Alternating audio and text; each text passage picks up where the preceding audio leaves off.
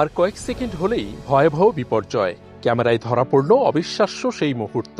রানওয়েতে তখন অবতরণের প্রস্তুতি নিচ্ছিল একটি ছোট প্রাইভেট বিমান। সবকিছু ঠিকঠাকই ছিল, কিন্তু আচমকা দৃশ্যপটে হাজির একটি ট্রাক।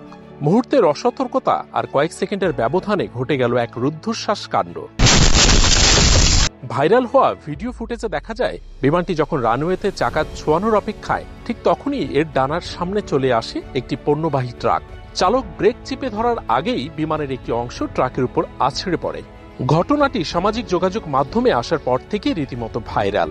নেটিজনদের মন্তব্য, এটি কেবল দুর্ঘটনা নয়, বরং এক অবিশ্বাস্য জীবন ফিরে পাওয়া। অনেকেই বলছেন, যাকে রাখে আল্লাহ তাকে মারে কে। বিমানের যান্ত্রিক ত্রুটি নাকি ট্রাফিক সিগন্যালের ভুল, তা খতিয়ে দেখছে মার্কিন বিমান প্রশাসন।